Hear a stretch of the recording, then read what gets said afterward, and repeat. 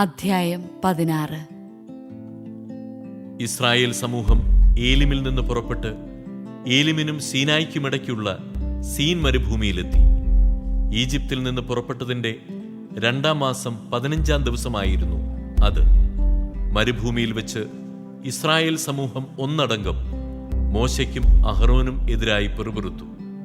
ഇസ്രായേൽക്കാർ അവരോട് പറഞ്ഞു, ഈജിപ്തിൽ ഇറച്ചിപ്പാത്രത്തിനടുത്തിരുന്ന് തൃപ്തിയാവോളം അപ്പം തിന്നുകൊണ്ടിരുന്നപ്പോൾ കർത്താവിൻ്റെ കരത്താൽ കൊല്ലപ്പെട്ടിരുന്നെങ്കിൽ എത്ര നന്നായിരുന്നു. എന്നാൽ സമൂഹം മുഴുവനെയും പട്ടിണിയിട്ട് കൊല്ലാനായി ഞങ്ങളെ ഈ മരുഭൂമിയിലേക്ക് നിങ്ങൾ കൊണ്ടുവന്നിരിക്കുന്നു. കർത്താവ് മോശയോട് പറഞ്ഞു, ഞാൻ നിങ്ങൾക്കായി ആകാശത്തിൽ നിന്ന് അപ്പം വർഷിക്കും.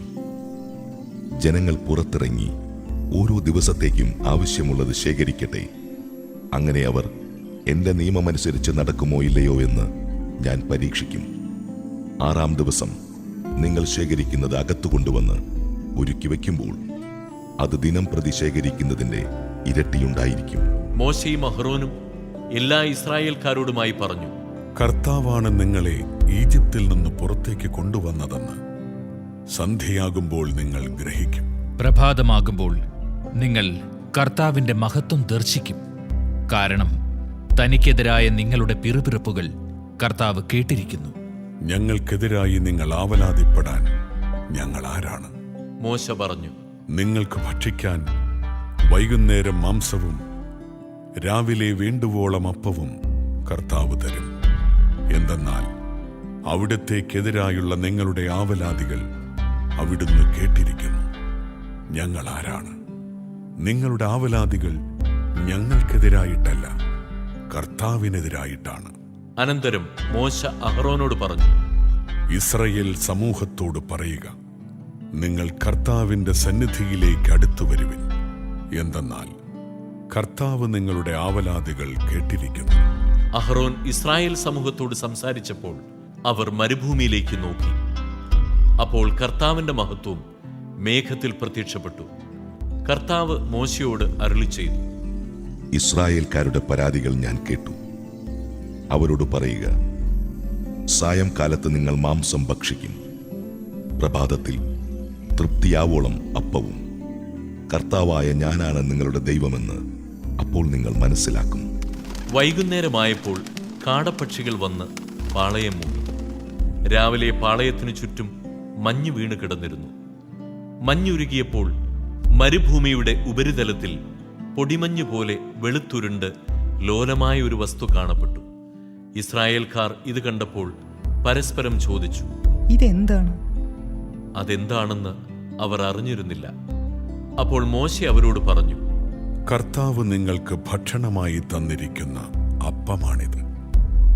കർത്താവ് കൽപ്പിച്ചിരിക്കുന്നത് ഇപ്രകാരമാണ്: ഓരോരുത്തനും തന്റെ കൂടാരത്തിലുള്ള ആളുകളുടെ എണ്ണമനുസരിച്ച് ആളൊന്നിന് ഒരു ഒമർ വീതം ശേഖരിക്കട്ടെ. ഇസ്രായേൽക്കാർ അപ്രകാരം ചെയ്തു. ചിലർ കൂടുതലും ചിലർ കുറവും ശേഖരിച്ചു. പിന്നീട് ഓമർ കൊണ്ട് അളന്നു നോക്കിയപ്പോൾ കൂടുതൽ ശേഖരിച്ചവർക്ക് കൂടുതലോ കുറവ് ശേഖരിച്ചവർക്ക് കുറവോ ഉണ്ടായിരുന്നില്ല. ഓരോരുത്തരും ശേഖരിച്ചത് അവന് ഭക്ഷിക്കാൻ മാത്രമുണ്ടായിരുന്നു. മോശ അവരോട് പറഞ്ഞു, ആരും അതിൽ നിന്ന് അല്പം പോലും പ്രഭാതത്തിലേക്ക് നീക്കിവെക്കരുത്.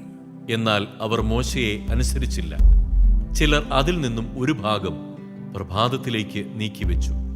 അത് പുഴുത്ത് മോശമായി. മോശ അവരോട് കോപിച്ചു. പ്രഭാതം തോറും ഓരോരുത്തരും തങ്ങൾക്ക് ഭക്ഷിക്കാവുന്നിടത്തോളം ശേഖരിച്ചു കൊണ്ടിരുന്നു.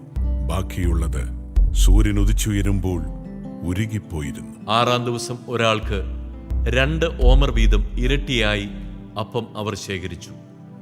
സമൂഹ നേതാക്കൾ വന്ന് വിവരം മോശയെ അറിയിച്ചു. അപ്പോൾ അവൻ അവരോട് പറഞ്ഞു, കർത്താവിന്റെ കൽപ്പനയാണിത്.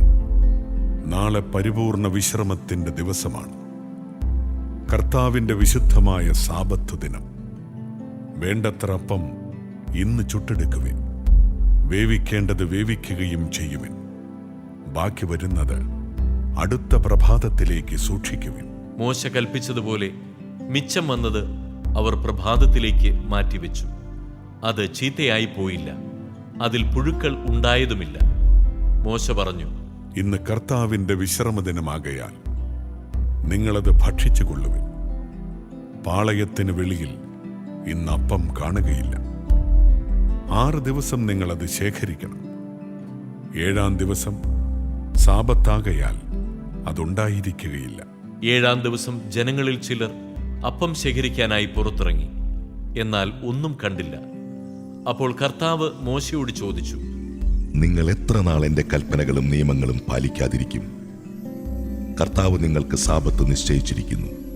അതുകൊണ്ടാണ് 6-ാം ദിവസം അവിടുന്ന് 2 ദിവസത്തേക്കുള്ള അപ്പം നിങ്ങൾക്ക് തരുന്നത്. 7-ാം ദിവസം ഓരോരുത്തനും തന്റെ വസതിയിൽ തന്നെ കഴിയട്ടെ, ആരും പുറത്തു പോകരുത്. അതനുസരിച്ച് 7-ാം ദിവസം ജനം വിശ്രമിച്ചു. ഇസ്രായേൽക്കാർ അതിന് മന്ന എന്നു പേരു നൽകി. അത് കൊത്തമ്പാലരി പോലെയിരുന്നു. വെളുത്തതും തേൻ ചേർത്ത അപ്പത്തിന്റെ രുചിയുള്ളതുമായിരുന്നു. മോശ പറഞ്ഞു, കർത്താവിന്റെ കൽപ്പന ഇതാണ്: ഈജിപ്തിൽ നിന്ന് ഞാൻ നിങ്ങളെ കൊണ്ടുപോരുമ്പോൾ മരുഭൂമിയിൽ വെച്ച് നിങ്ങൾക്ക് ഭക്ഷിക്കാൻ തന്ന അപ്പം നിങ്ങളുടെ പിൻതലമുറകൾ കാണുന്നതിനു വേണ്ടി അതിൽ നിന്ന് ഒരു ഓമർ എടുത്ത് സൂക്ഷിച്ചു വെക്കുവിൻ.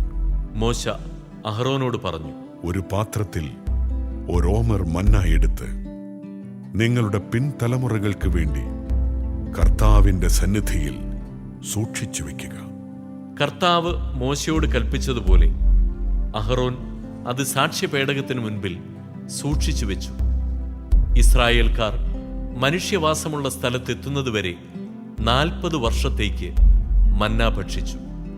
കാനാൻ ദേശത്തിന്റെ അതിർത്തിയിലെത്തുന്നതുവരെ മന്നായാണ് അവർ ഭക്ഷിച്ചത്. ഒരു ഓമർ ഒരു എഫായുടെ 10-1